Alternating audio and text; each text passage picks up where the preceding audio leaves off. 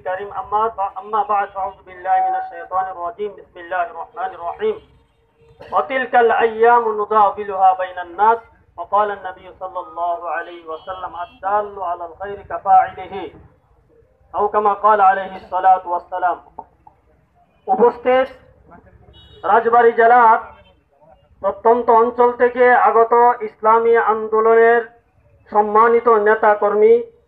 আজকের কেন্দ্রীয় কর্মসূচির অংশ হিসেবে ৬৪ জেলায় ভারতের সাথে বাংলাদেশ সরকার দেশবিরোধী চুক্তি এবং দুর্নীতিবাজদের শাস্তি না দিয়ে তাদেরকে পুরস্কৃত করার প্রতিবাদে আজকের এই সমাবেশে আগত সকল স্তরের জনতাকে অন্তরের অন্তঃস্থল থেকে জানাই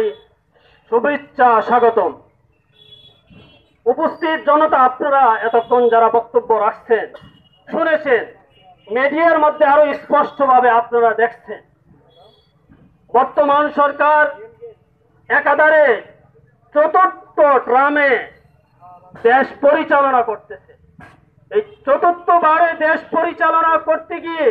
এই দেশের জনগণকে ইনসাফের পরিবর্তে একটা দুর্নীতিবাজ জালেম সমাজ উপহার দিয়েছে, ঠিক কিনা? অথচ পৃথিবীর কোন শাসক যদি স্বাভাবিক ভালো মনোভাব নিয়েও যদি এতদিন রাষ্ট্র ক্ষমতা পরিচালনা করত আর জনগণের সেবা করতে চাইতো, তাহলে অবশ্যই এই দেশের মানুষের ভাগ্যের পরিবর্তন অবশ্যই হতো। আগে বলতো আমরা কি করব, 5 বছর বিএনপি রাখেন, আমাদের আমলিকে 5 বছর রাখেন, আমরা তো 5 বছরে প্রশাসনকে গুছাইতেই পারি।